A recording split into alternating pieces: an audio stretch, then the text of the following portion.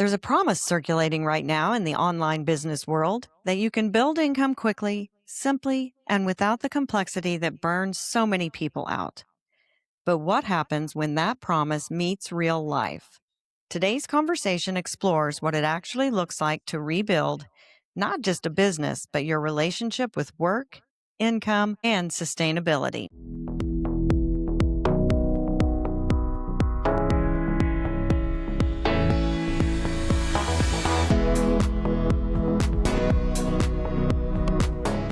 Welcome to Deals with Heels. I'm Deborah, your host, and this is where we go beyond the surface of business leadership and sales and into real decisions that shape how we grow. Today, I'm joined by Sue Patz. Sue is a creator of the Rapid Revenue Blueprint, a system designed to help solopreneurs launch and monetize digital products quickly using simplified systems and AI-powered tools. Her work focuses on removing complexity and helping business owners generate income in a way that supports their life, not consumes it. Sue, welcome to the show. I'm so happy to finally get you on. Yeah, thank you. Thank you to be here. I really appreciate. Yeah. We have been trying to get together. She booked a while ago, but I wanted to try to get her in earlier and I just wasn't able to make it happen. So I'm so happy that you are finally here and with us. And I want to start a little bit. You rebuilt your life and your work after a major health setback. You had a spinal injury. Yeah. Tell us a little bit about that and what fundamentally changed in you about how you think income should be created. Yeah. I had a spinal injury. I was bedridden, and doctors wanted me to have surgery, but I didn't go for that because if they do one mistake, means basically I'll be bedridden whole life. So I had positive mindset. I just stopped discussing my problems with other people, and I'm very spiritual. I focused on my faith. And at the end of the year, I was fully recovered. No, I can walk, I can run, I can hike, I can do everything. And that actually gave me near to death experience. And I'm really thankful for that because that put all my goals into perspective. And I realized that, okay, this life is really temporary. So while I'm gone, I have to leave some kind of mark because I was on this earth. This earth is a little bit better because of I was here. And then I changed my focus. I just wanted to help solopreneurs because solopreneurs, they work really hard. Nobody understands them, neither their friends nor family. Nobody understands them. They work really hard, and initial few years they don't have anything to show for. So, you can do lots of things, but I chose this field because I really felt that they needed help. And I started creating all my offers based on that. And as you introduced me from a rapid revenue, now I have two more offers. One is a passive empire, and another one is infinite prosperity. And everything is designed based on solopreneurs' needs. The rapid revenue was created because I saw solopreneurs struggle a lot. First 2 3 years, nothing to show for. And I was told that digital business, you will see real money only after 3 years. I didn't like that. So that offer came into the picture so that solopreneurs can see real money within 90 days, even if they are starting from scratch. And then these other two offers came again because some solopreneurs, small business owners, entrepreneurs, they have established business, but they want to enjoy their life. So the passive empire helps them make money while they are asleep or they while they live their dream life and they travel. I travel and I make money, so I'm just excited about that. So that's a passive empire. And infinite prosperity means I'm spiritual, so I just want to combine all the spiritual principles and I want to show that how your life can be better, not just business wise, but in any area you want to improve, health, relationships, and anything. So you can use those. So those are the my offerings, my help for the solopreneurs. I love that. And solopreneurs are so misunderstood. And I think they often misunderstand when they get into business how much Absolutely. work it really is. I know. I always see that, many solopreneurs, they quit their 40 hours of job, end up working 80 hours in their business. Right. It's always the person that says, I want to be self employed so that I don't have to work as hard. I've heard that so many times and they just don't understand. And I think part of that's kind of a disconnect when you're working for someone, you're trading hours for your dollars, right? For Yes. your money. You're doing all of the individual thing and getting paid for the work. You're getting paid for the hours that you're there. And if you are like I would work fast when I was in corporate world, I could complete work so quickly and I still can, but that doesn't work well if you're trading hours for dollars because now I'm sitting with nothing to do. And that is not a great place for me to be in for sure. And so I would go seek out more work to do. And now I'm doing way more than I'm really getting paid for. So, but solopreneurs often don't really understand the full commitments. And you think, like for me, I have a marketing and advertising business, and you think I'm just going to be doing all this strategy and marketing all the time. And you find out your bookkeeping and your networking and your doing all of the other things too. So simplifying that is really important and solopreneurs definitely need help. I would like to be actually, yeah, you to come on my podcast, and I would like to use your advertising because I haven't used advertising till now in my business, but I would like to explore that. So, yeah, means I Yeah, we'll think have to after this definitely do episode, we that. should get together and I want to know more about that. Yeah. Fantastic. I would love to share it with you. One of the things that I really identified with when you were talking about was simplifying things. I'm a very creative person and it came out a lot in creative strategy and problem solving before I ever got any visual artistic skills or abilities or software got good enough to where I could do it without being a graphic designer. And so that really, I'm really interested in how that works and how simplifying operations in your business can really help remove the overwhelm that you have. What do you think people tend to overcomplicate when they're looking at simplifying things? See, you are creative, even I'm creative. And for me, creativity, it is so natural. For example, I can just sit whole day and I can create multiple digital products. And but you don't understand, creation is 20%, 80% is marketing. So you are creating one product and you have to create a funnel and marketing system for each product. So how much of the bandwidth it is going to take? And it takes the same amount of time whether we are selling $17 worth of low ticket item or even $1,700 worth of your coaching, whatever it is, it takes the same amount of effort. And if you take magnetic lens and if you focus at one point, you can burn the paper. But if you just keep on scattering everywhere, you will just warm the paper. And it is the same thing.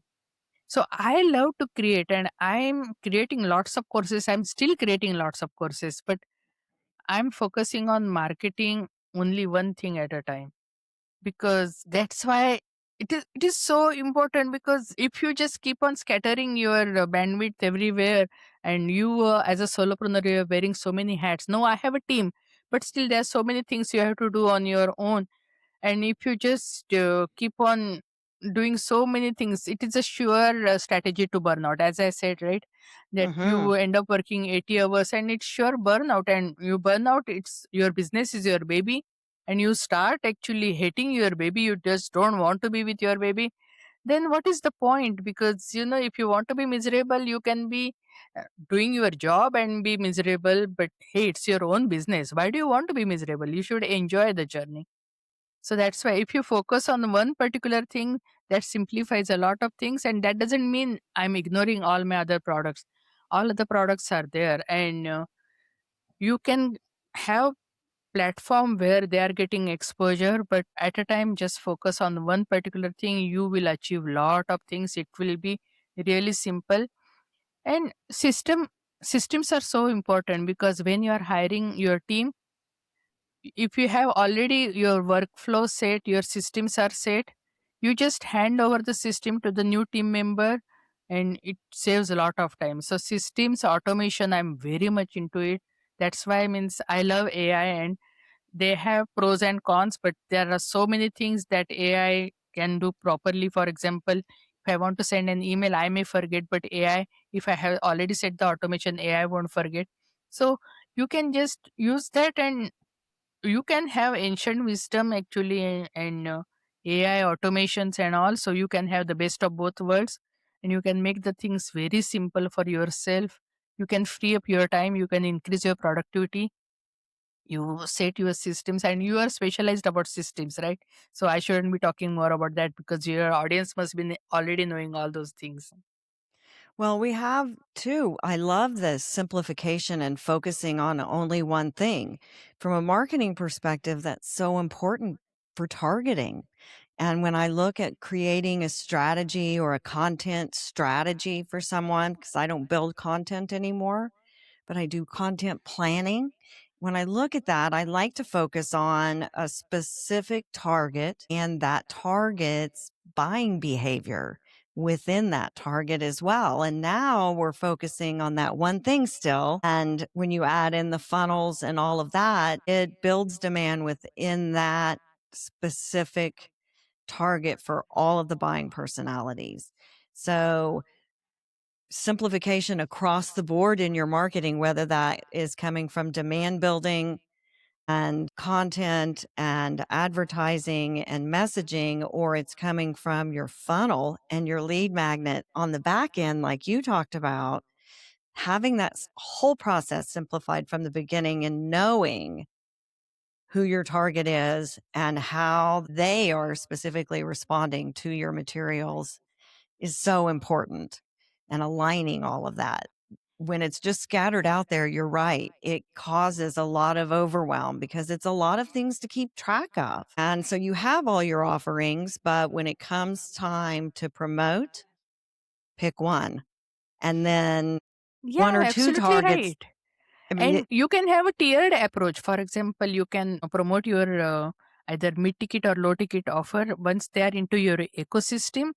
Then, depending on their need, yeah, once you build the trust, yeah, you can mention your other offers to them. For example, my passive empire and infinite prosperity right now, they are there, but mostly those are available only to people who are into rapid revenue, because based on that. But if someone approaches me and they ask me, I'm not going to say, no, no, you cannot join. Yes, you can join. But, at a time, just focus on only one particular thing. And yeah, I know your all other offers will get exposure. And for example, my low ticket, mid ticket offers, they are just going through only the email marketing. I'm not heavily focusing on promoting and marketing, and then hardly any energy is going over there. But still, they are creating revenue. Yeah, simplification is it frees you up. It also increases your productivity. the other thing I really liked about what you said was the rapid part being 90 days. I Yeah. think people are so into instant gratification. And I have found that when, especially if I got a new client, let's say they were just buying digital advertising. And so I can target within that, but I'm not in charge of the funnel and I'm not in charge of any of their email, any of those other things. But it's like, well, it's been a week. I don't see anything yet. You haven't taken the time to build demand, and that takes time. It takes Yeah, even for time. advertisements, you have to warm up your audience. It's not Yes. going to, just because you put an ad, people are going to jump on it. It's not going to happen like that. I mean, there are things that speed it up. Catastrophe builds demand really quickly. If you get property damage in a thunderstorm, a hailstorm, or right now we have a whole bunch of demand, but you can't live in that space. That space is rushed and you get a lot of business in it, but it's not sustainable. You can't be guaranteed there's catastrophe after catastrophe after catastrophe. So you have to build demand, and that can take 90 days, depending on the buying personalities for those people that are in there. So I love that it feels oftentimes we see things online and promises that people are making, especially in our industry. And let's face it, it generates a lot of skeptical buyers for us, doesn't it? Like it'll pop people into skeptical buying personality that's not their main one, but they got there by experience. And you have to be able to get through that. But that 90 days, I think, is the perfect sweet spot. Yes, you may convert some earlier than that build trust easier, but there is no magic bullet that's going to get it in 30 days and have you be flush with leads and business and all the things in that short amount of time. Some buying personalities take longer than 90 days, but a good portion, you can build it within that 90-day period. So I love that you didn't overpromise that. And we see that so much out there around fast income, simple systems. Where do you see people that misunderstand about what it really takes to generate that revenue consistently? Yeah, a consistent revenue is the main problem for digital business because it is you have one particular promotion, yeah, you will make revenue, but again, if next month nothing is there, then nothing is happening. Feast to famine, it's happening a lot, and that's why I means my passive empire is like that. So again, it takes time to build, but once it is built, it is there. For example, I put one post on LinkedIn. There's a 1 million blog post structure. So if you want to create $1 million from your blog post, how you can create that? But that 1 million I showed through the case studies that happened in 3 years. It's not like that. That blog post was created and the creator started making money from month one. And I gave full analytical data that how that blog post created, how much money, which month, and all, how it was warmed up, and how then it created all the curiosity and how it created and all.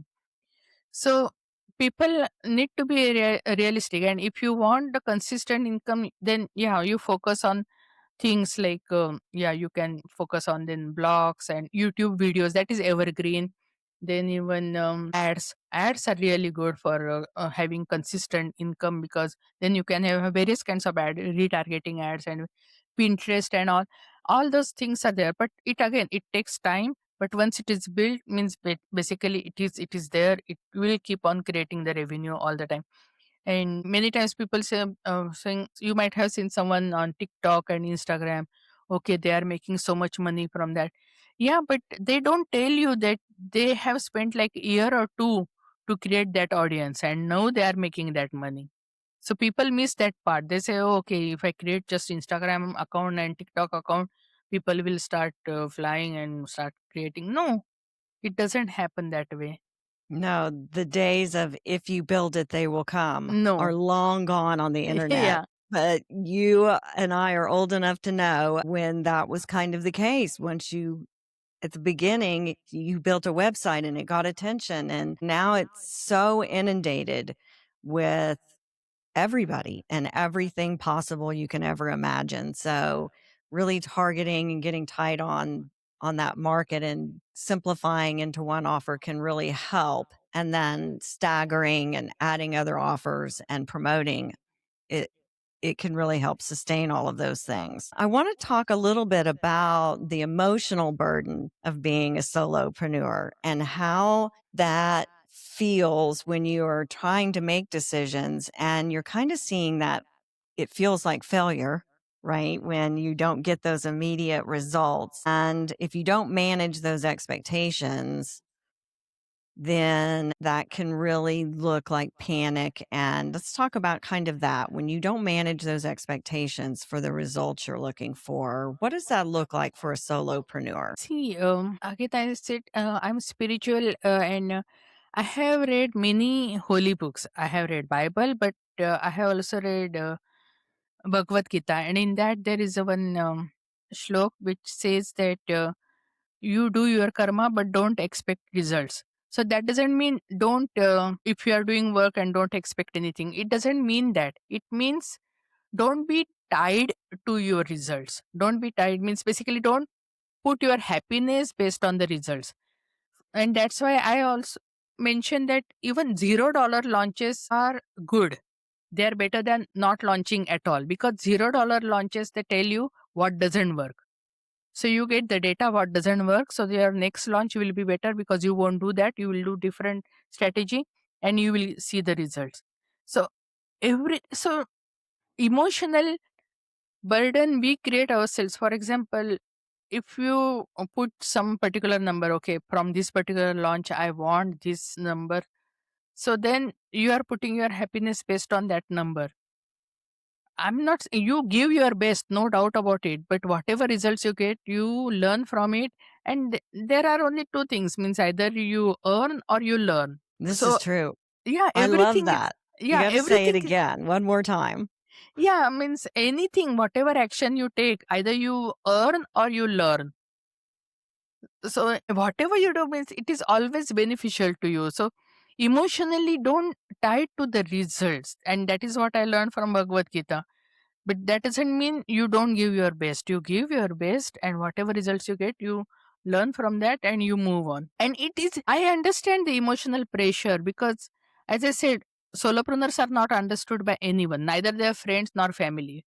Your friends might be going for party on Saturday, and you're saying, "Oh no, I have an appointment. I have a podcast."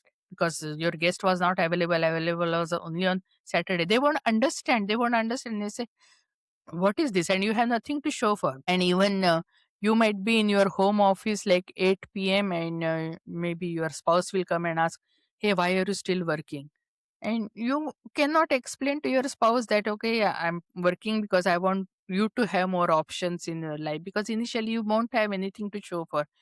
So there is a lot of emotional burden, and many times these emotional burdens are created themselves by solopreneurs on themselves. And many times also wrong strategies, means you have to have a mentor in your life. For example, when I got started my digital business, I would start my day and I would just start doing Canva templates and all, because I'm creative, I'm artist also, and whole day was gone, and at the end there is nothing to show for. And then I said, okay, if I'm wearing like 17 hats right now, the whole day, what hat I was wearing? I was wearing a graphic designer hat. I was not wearing CEO hat, CFO. There's so many important hats. I was not wearing any of those hats. And that also can create lot of emotional burden on you. So prioritize, just see this is your business, which hat you are prominently wearing, and just be honest to yourself, honest to your family. You can have a nice family talk so that you won't have pressure from your family and friends. That's okay if they don't understand you. You can always find different friends. That's not at all a big deal. But you you should be enjoying this journey, because many times you think, oh, okay, whatever. Many times actually people say, okay, I hear that a 10K month, that is their goal. Okay, I reach 10K, then I'll be happy. It's not like that. You have to make your journey enjoyable, because destination is so short lived. Because even if you reach your goal, immediately you will set another goal. So then it is really short lived. So you should enjoy the journey. It is, you are actually captain of your own ship. So emotional burden, you can take care of it. And you won't believe, actually, for one Valentine's Day, I have created a blog post that is called Be Your Own Valentine, because I thought some singles may not have someone to date with, and what can they do for Valentine's Day. So I created a blog post and I listed lots of things how you can avoid burnout and how you can take self care and all, and that post went viral. So that is what I wanted to say, means even if you take care of yourself, you take enough breaks and sharpen your axe, and you actually, when you take breaks, when you are just peaceful with yourself, you are connected with your higher self and you get the best ideas that time. So that is also increasing your productivity. There's so many tactics you can surely avoid your emotional burnout. And once you are emotionally sound, your mindset is right, your actions are in proper direction and prioritized, yeah, you are going to get success. I mean, nothing can stop you. It is a law. Nothing It is personal. is. If it work for someone else, it will work for you too. It is. And I have heard, we've talked about it a lot on the show, and I have as a guest, how important it is for your mindset to be focused on the success itself and not be married to the path that gets you there, because we get in our minds that it's got to be on this is how I'm going to do it, as opposed to just knowing and accepting that it's done, that it's going to be successful, and following the path that lays before you rather than trying to build the road the whole time. One of the things you said that I really liked that I'm going to use is, because I can be really hard on myself sometimes if I don't accomplish what I want to. And I like how you said, well, what hat was I wearing when I was doing that? Because that hat makes a big difference. If I was trying to be creative and I was on the financial hat of my business, then that doesn't go together. And if I was trying to build campaigns and I'm all up on my graphic designer hat, then that's not right either. And so I like that analogy because it's easy to just change the hat. And now I can get in the mode of where I need to be as a solopreneur or an entrepreneur or a leader. And it's amazing how visualizing something as simple as changing the hat fixes your mindset. I do it often with containers. So if I'm really focusing on something and I can't let go of it, my creativity's grabbed it. And maybe they're not even a paid client yet. I've just met with them once. And so all my creativity's all up in their stuff and I got to put it somewhere so that I can move on to something else. I put it in a container. I visualize putting it in a container and putting the lid. If I don't put the lid on it, it'll creep back out. But putting the lid on it and say that's paid engagement and setting it aside for later. And so now all of those ideas are still in there alive, but they're not clogging up the rest of the things I need to get do for the day. And so I think visualizing changing the hat is just a great way of accomplishing that quickly, of being able to change gears in the middle of the day. And solopreneurs have to be able to change gears from creativity to bookkeeping to finance to funnel building and all of the different things that they have to do. Absolutely. One of the other things I wanted to dive into, we're getting close to running out of time, but I wanted to talk about, because you're really focused on a digital business, I wanted to talk about products that are done for you, and how there's a lot of people who will like want to have a store, or they want to have, and they're just promoting a product that they maybe didn't build, for example, Yeah. and who that's right for, because that could be right for somebody. And on the flip side of that, where in that process does their personal voice still matter? Yeah, absolutely. I saw in my community people spend 6 months in creating lead magnet. So Wow. lead magnet is, I think, maybe like a 1 hour job if you are creating for the first time. And 6 months in creating lead magnet. I have seen people in my circle, they spend 3-4 years in creating one e-course. And I said, this is too much of wastage of time, because if you lose money, you can make money. But if you lose time, time is not coming back. And Yeah, that's that's too why, much time to yeah, create a that's why product. I love to create. For me, creation is not at all a problem. And that's why whatever I started creating, I started making those available on license of PLR and MRR.